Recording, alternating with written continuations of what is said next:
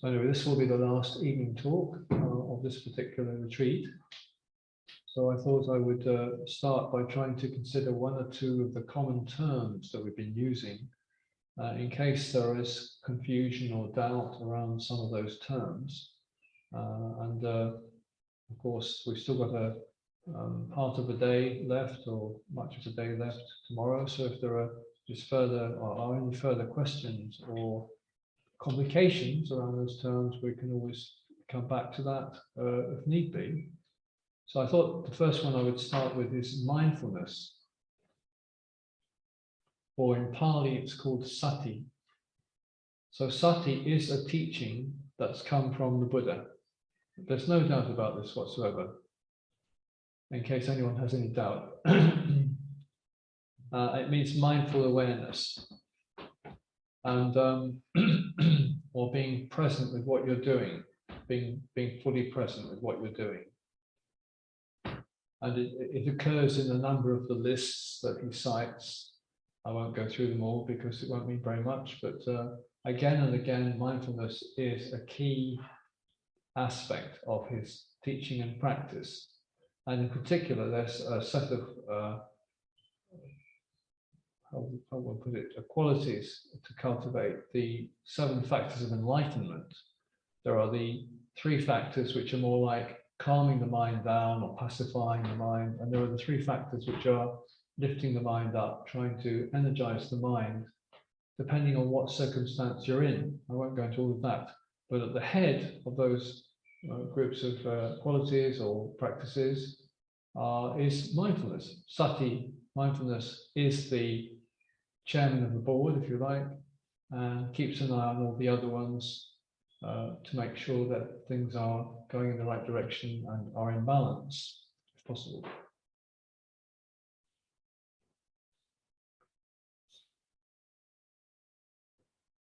So there was the explanation of Sati, which I got used to many years ago as a junior monk, or as someone who was learning to meditate and practice and so on. And it was pretty simple. It was about being with whatever is happening right now, and also not being judgmental about it. So, not describing it as good or bad or whatever else. Just being with any particular action or thought or speech at the moment is happening. However, in recent years, things have become more complicated. And the reason for this is that there's been a whole surge of different kinds of secular teaching of mindfulness. You may have come across the mindfulness movement in secular life. So there's mindfulness-based stress reduction, mindfulness-based cognitive therapy, and mindfulness-based many other things, probably which I've never even heard of. I've even seen a manual issued by the British Civil Service. This is quite extraordinary, talking about mindfulness. This portcullis thing on it, which I thought was, oh my goodness. So people taking the concept of mindfulness, also claiming it's a sort of scientific concept, because you don't associate these things with Buddhism. You can't, in universities or academia, you can't say this is a religious thing. You'd get the sack, or someone would tell you to stop. So, oh no, it's a scientific way of understanding things, something like that. So a lot of use of the word mindfulness, and then independent teachers setting up and teaching mindfulness, which I'm not against this, but the problem is that we're divorced from the context in which the Buddha taught. It can be put to other uses. So remember that the context he taught it in was Sila Samadhi Panya, which means the morality-based approach. There's precepts, there's mental cultivation, and there's wisdom. So if you divorce it from that, it can be twisted into other shapes and sizes and used for various things. For example, you could perhaps employ Sati when you're aiming your sniper's rifle at someone. You're being extremely mindful about how you aim the gun and squeeze the trigger at the right moment.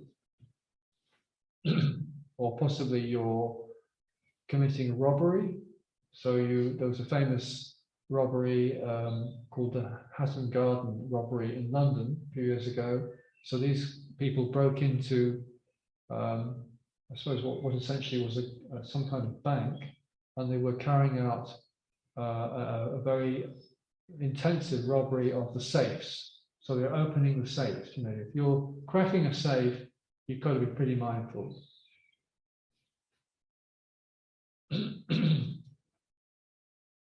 So in reaction to that, the fact that mindfulness is being used for this, that, and the other, I think that's why many senior monks and teachers in Buddhism, you know, within the Sangha anyway, have started to stress, well, it isn't just without judgments or without, you know, there is an ethical basis to Sati as well. And I don't want to go into all of that because it is quite complicated, what some of the things they're coming up with. It makes sense in the light of what's happened, but I'd just like to come back to what I understood in the early years, which is Sati, mindfulness, and Sampajanya, which is described as all-round awareness or clear comprehension about what's actually happening. So it's Sampajanya which will make sure you're not committing a robbery or killing someone or doing something very unskillful or unwholesome, because it's Sampajanya, this wider awareness gives you the context within which it's happening, within which the Sati is happening, and hopefully on a on a Dhammic basis. It won't be contrary to the teachings. So Sati Sampajanya is really what the Buddha taught. So there are a number of things to do with Sampajanya. You know, is this a suitable thing to be doing at this time? Is this the right context? You know, will it yield good results? And the ethical considerations, is it skillful, is it wholesome, and so forth. But the reason that the Sati is being employed. So Thich Nhat Hanh came up with this phrase. He was thinking of Sampajanya and the ethical basis of an action. He said, Buddhism is a very clever way to enjoy life. Happiness is available. Please help yourselves to it.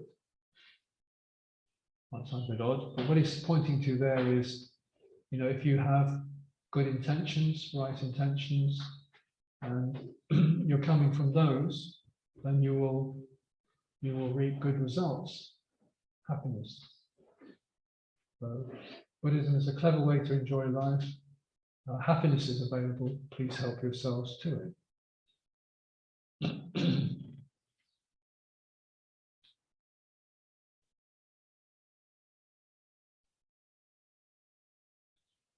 So we're encouraged to employ Sati and Sampajanya in our daily activities, in our choices, in the decisions we make.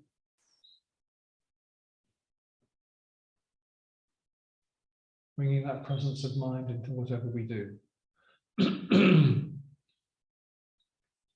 Now, another aspect I thought I'd just address is that of letting go. What does letting go mean? Because it may perhaps easily be misunderstood.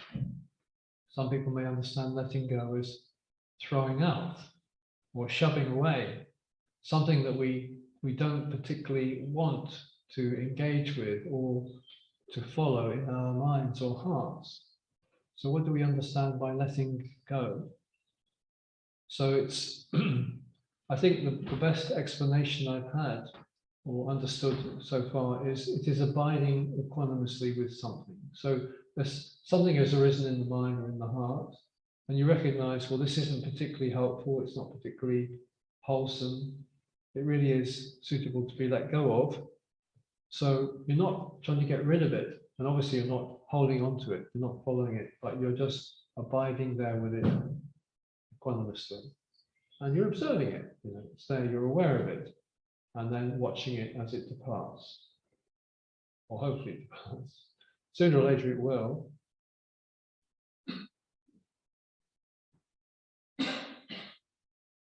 So if we practice letting go, we can free ourselves of a huge amount of problems.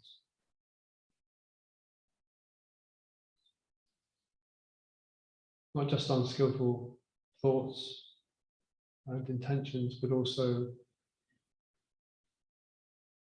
some of the sadness, the grief, the misery that we may be suffering from.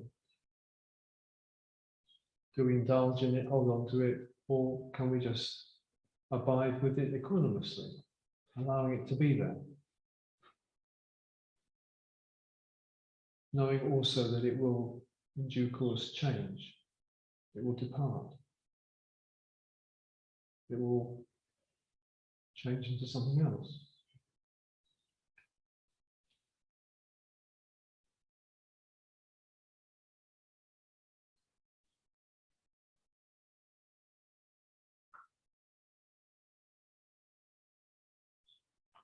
Now, often the Buddha described his teaching as a middle way. So in what way was his teaching a middle way? And there are a whole series of kind of descriptions of how it is a middle way. The most obvious one is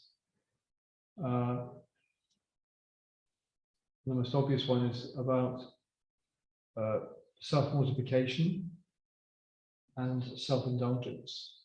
So for the Buddha, before he became the Buddha, he was the Bodhisattva.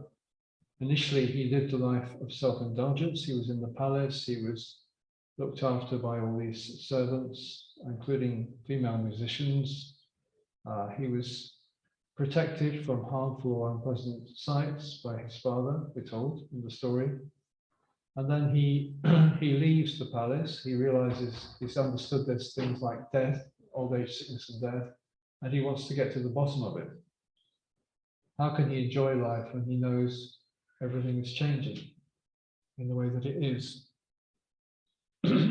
So he goes to the forest, and first of all, he goes to two teachers. I think it's Alara Kalama and then Uddaka Ramaputta. So Alara Kalama and Uddaka Ramaputta teach fairly high forms of meditative attainment. And the Bodhisattva, he masters these in a pretty short time. And very soon, Alara Kalama says, well, you are as good as I am, you understand as much as I do, please co-lead my group.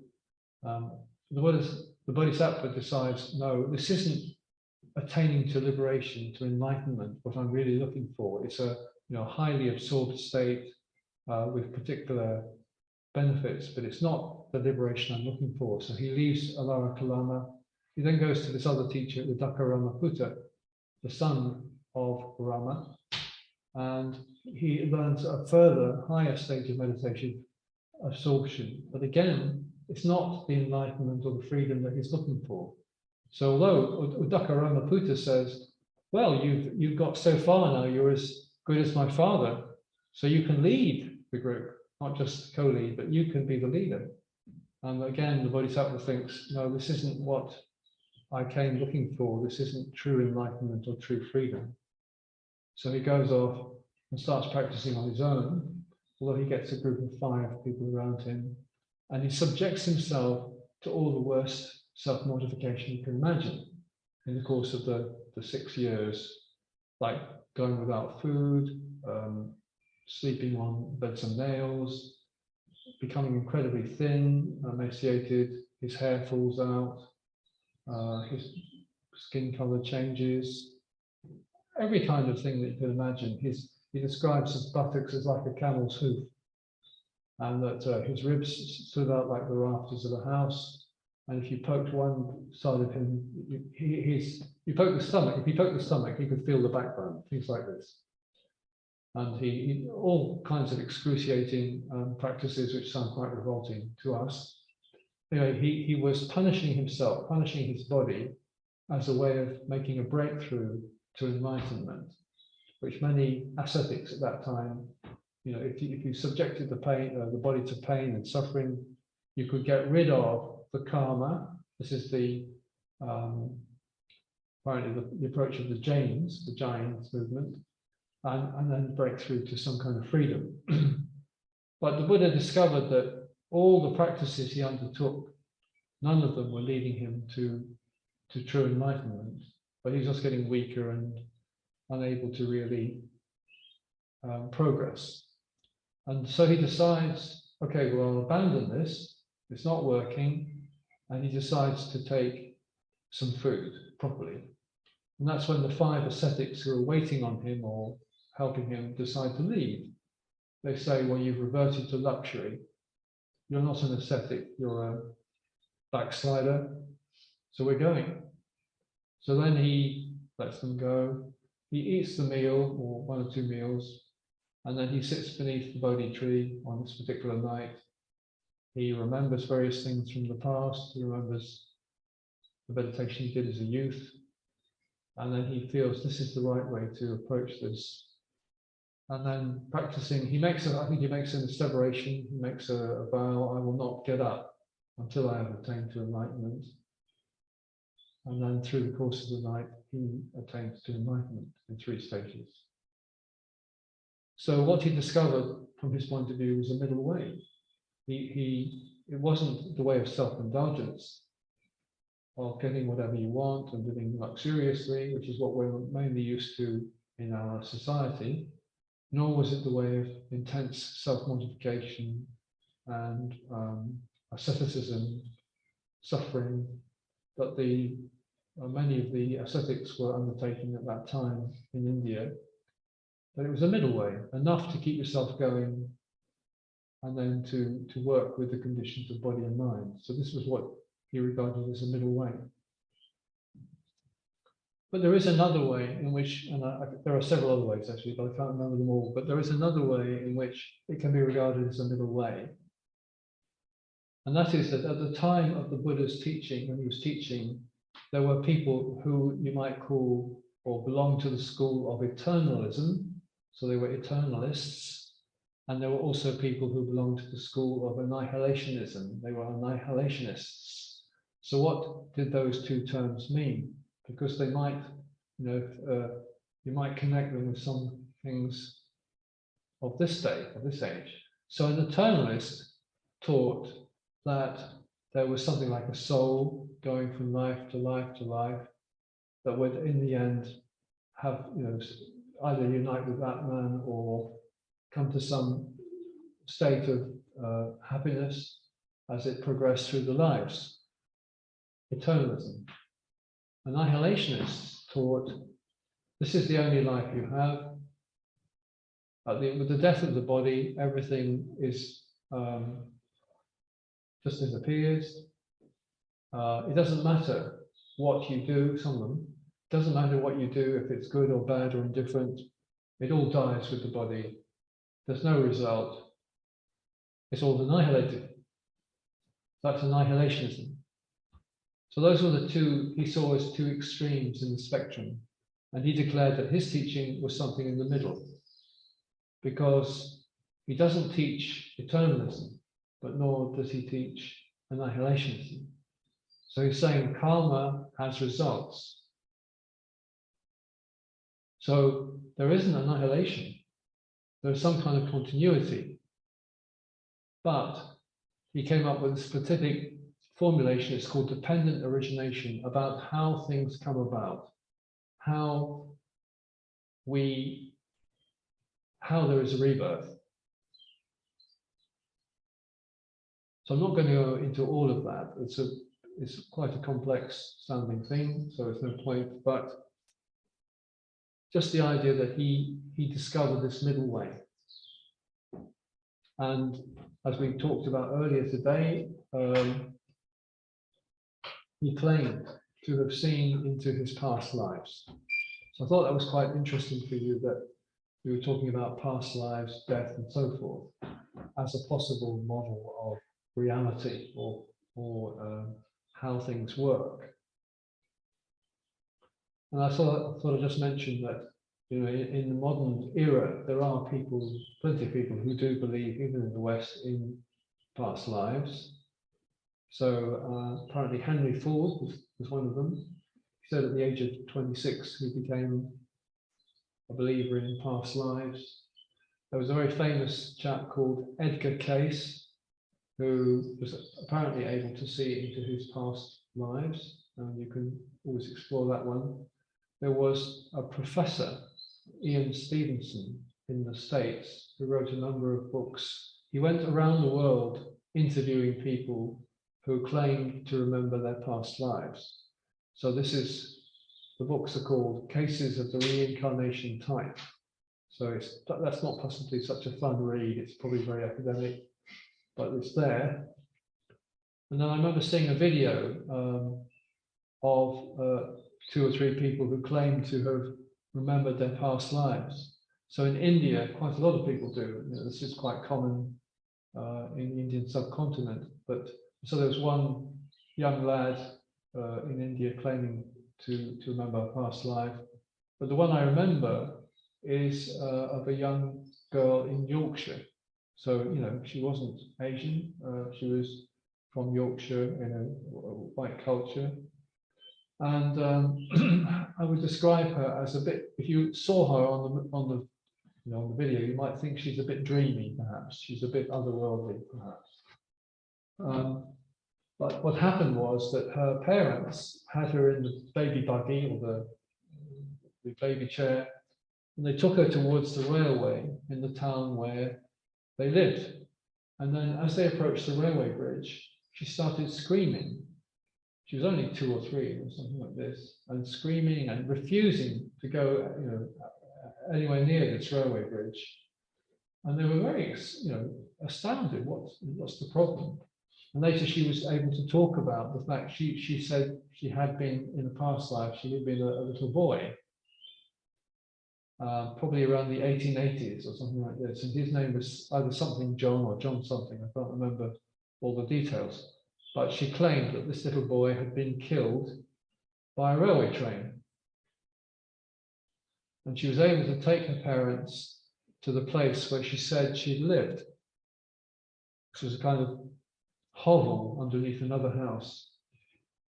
And they sort of went through the records, the newspapers or whatever else, all the records of death, and they did find that this boy existed. It wasn't just her imagination, and that he had indeed been killed on the railway. So that would explain why she was so terrified of going near the railway.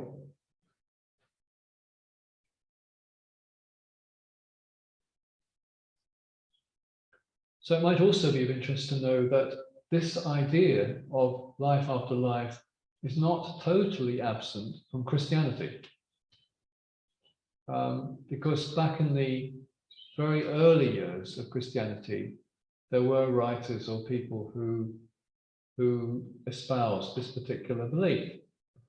And one in particular, which I came across, was, he's now known as Origen, and his name was Origenes Adamantus. So he was living between sort of 185, 254 AD. So it's after the birth of Christ. He was a Christian, but before the arrival of the Emperor Constantine. And he wrote a book called, obviously in Latin in those days, the Hexapla. So there were 2 things that Origen looked at. One was the idea of original sin, and he cast doubt on that idea. He discussed it. He looked in terms of the Testaments and so on, and the Old Testament as well as the New Testament. And he said, well, this idea perhaps mainly came from St. Paul, something like that. I don't know all the details. But the other thing he looked at was the possibility of past lives or a series of lives. And he talked about the pre-existence of souls. And these souls coming from the struggles, the defeats, the victories that they had experienced in the previous life. So he was a Christian mystic, and possibly the most important Christian mystic writer of that era, before the arrival of the Emperor Constantine. So we know that when the early Christian church came together with the Roman Empire, then a lot of compromises had to be struck. The empire, or the Roman emperor, had his needs. Remember that Christianity was one of the most persecuted religions probably the most persecuted religion under the empire. People were sent into the circus to be eaten by lions and things like that. and put up on crosses all over the place. But it went from being the most persecuted religion to being the official religion of the Roman Empire. So it's a major transition. And I think it was called the Council of Nicaea. People got together, and obviously church leaders who would be delighted at last they were being accepted and being allowed into the halls of power, but they had to strike a number of agreements. And people like Origen and what they were saying were declared to be incorrect. So it's just something to be aware of.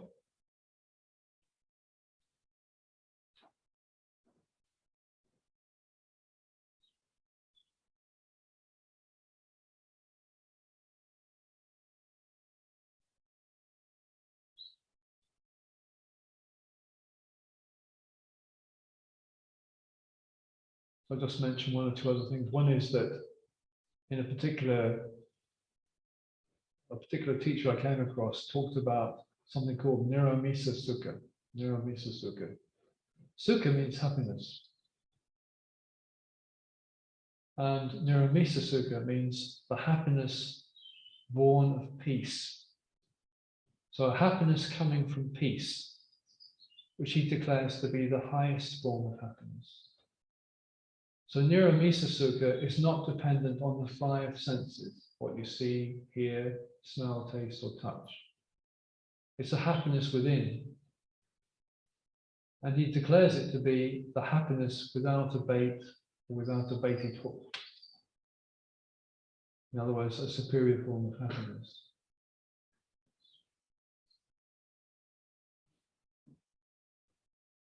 So this is, in essence, what I suppose Buddhism is pointing towards, that peace and happiness are possible, whatever the nature of the conditions that we have to face. So I'll close with a Chinese poem rendered into English. See what you make of this one. So, 10,000 flowers in spring, the moon in autumn, a cool breeze in summer, snow in winter. If your mind is not clouded by unnecessary things, this is the best season of your life. 10,000 flowers in spring, the moon in autumn, a cool breeze in summer, snow in winter. If your mind is not clouded by unnecessary things, this is the best season of your life. I offer that for your reflection.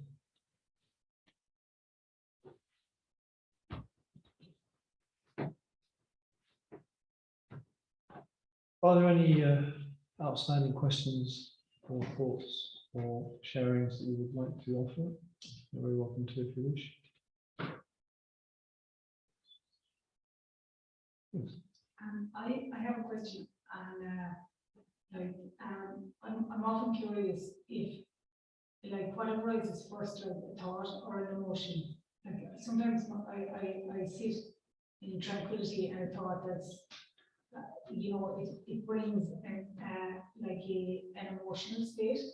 But I wonder if it's the emotional state that arises and then the thought generates based on that emotional state. And depending on the order, like, which should I observe more closely? Well, the idea is to observe whatever is arising. So whether it's thinking or whether it's emotion, being with whatever is arising in the moment. So being awake to the moment, because things change. If you grasp onto something, you may miss what's actually happening right now. So being awake and aware in the moment. Sometimes energies and thoughts are connected. Thoughts and emotions, are connected with energies in the body. It may not be to do with emotion per se, but certain aspects of the body can bring up or create emotion in the mind. Just as the mind can affect the body, so the body can affect the mind. And sometimes if we go into the body, that is where the answer lies for what's going on. So we need to be awake and aware of what's happening. And this idea of exploring, investigating, vipassana is that aspect. So we calm the mind and then we look at these things and we try and investigate them. But also we try to see them in terms of impermanence, suffering, and not self. All these things are impermanent. They're not satisfactory and they're not self. And that is the great, believe it or not, the great key to freedom. Impermanent, unsatisfactory, not self. Because we tend to think, oh, this emotion is me. I may not be that thought, I may not be that prejudice, I may not be that belief, but this emotion is me. And yet, if you actually examine what goes on, you see that your emotions change a lot. Around certain people, the emotions can swing around 180 degrees. What you liked and admired a year or two ago, you don't like and admire anymore. So emotions can be very impermanent. If they're yourself, then you've got a very odd self. So anyway, worth examining, worth looking into. And where are these emotions coming from? Is it really just emotion, or is it to do with the energetic aspects of the body? So it's worth looking into. Any other questions, points? Yes. This is a little bit of a personal question about you. Like, you went to great considerable effort to come here. You come all the way from England, you brought all the way from Clare, and I'd like to wonder, why did you do this for us?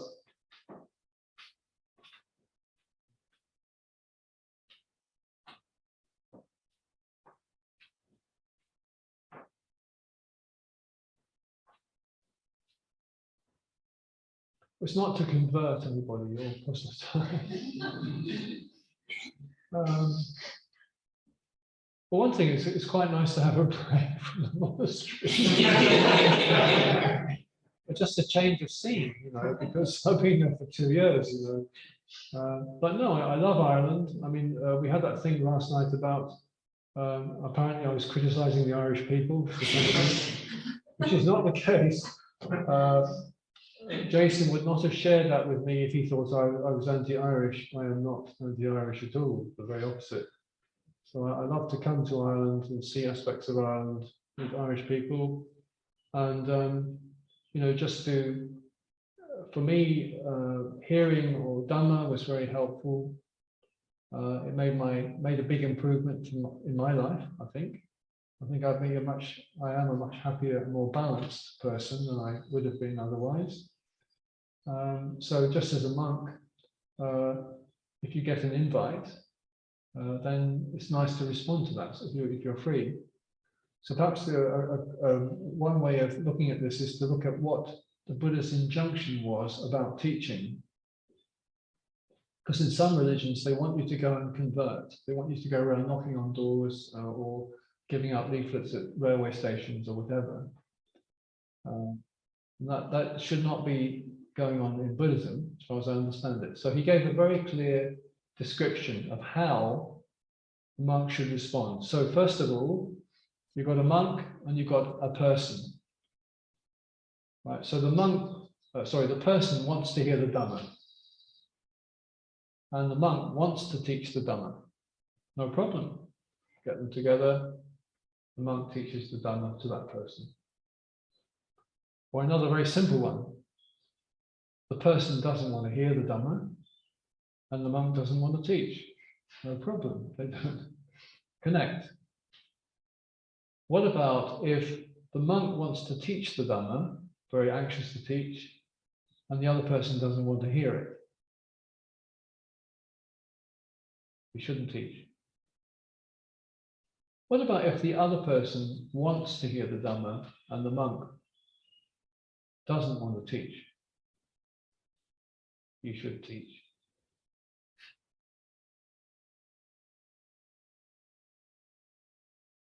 So responding to an invitation, is a nice thing to do.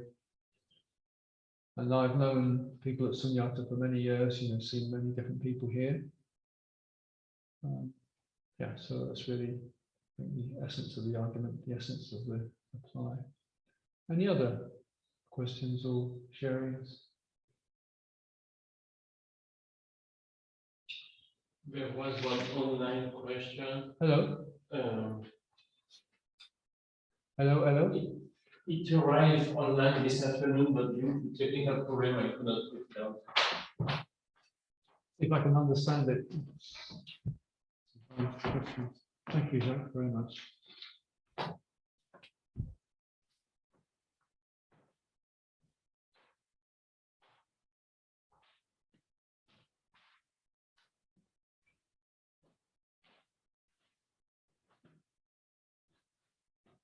Okay, well, this is a question I'd like to think about. It's from Roshi, who's an online student, and it's about the chanting book on the teaching of mindfulness of breathing. So this is the Anapanasati Sutra, and some monks suggested that this Anapanasati Sutra be included in this chanting book, which is fair enough, but we don't usually chant it. However, I will look into this and I'll come back to you tomorrow if that's all right, Rasheen, with some other questions. There are one or two other questions that have been left behind, and I will look at them or try to answer them tomorrow. So thank you very much for the question. It's very interesting. I'll come back to that tomorrow. So if we come to a closing chant now, shall we chant the verses of sharing and aspiration?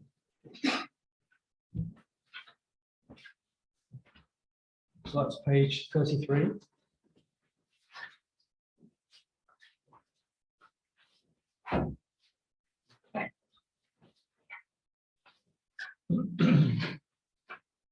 So remembering that there's always this possibility at the end of a practice or a day of practice or a retreat of sharing any goodness that has arisen from your efforts with other people, with people who might benefit from having this shared with them.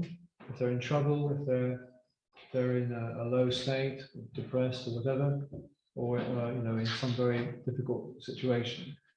So sharing of the goodness of our practice with other people and trying to help them through that.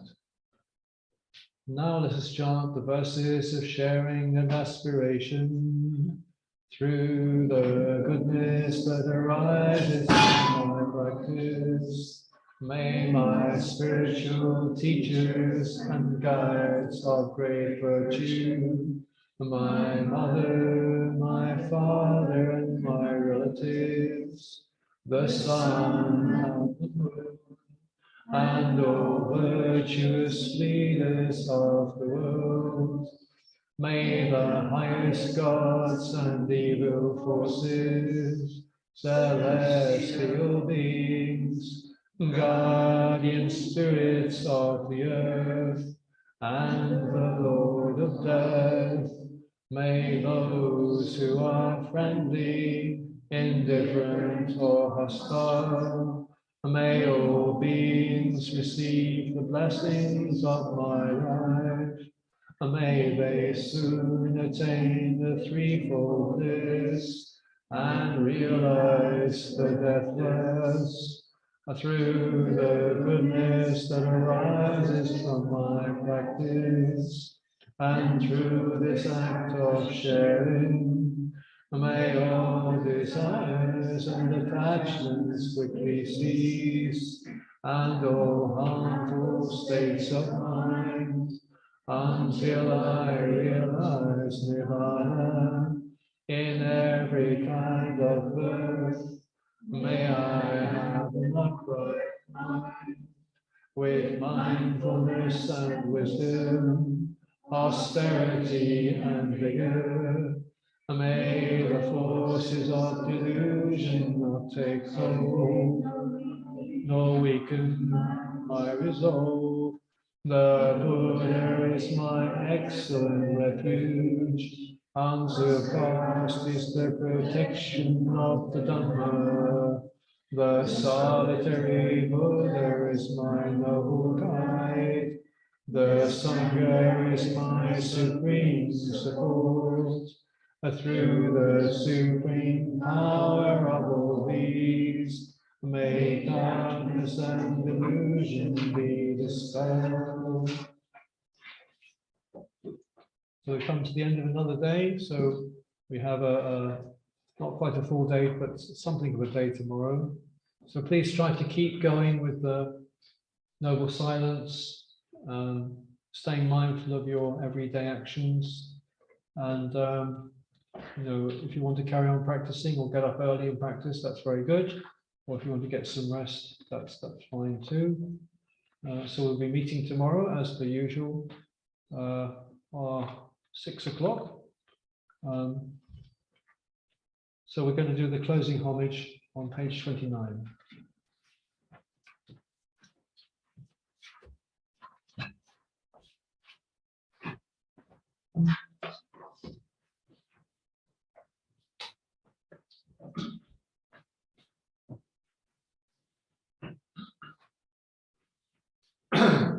The Lord, the perfectly enlightened and blessed one, I render homage to the Buddha, the blessed one. The teachings so completely explained by him, I bow to the Dhamma.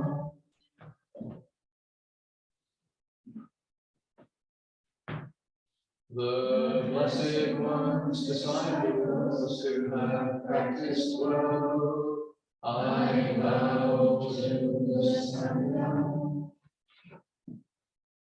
So once again, if we bow to teachers we've had in the past, or anyone who has helped us to inspire us,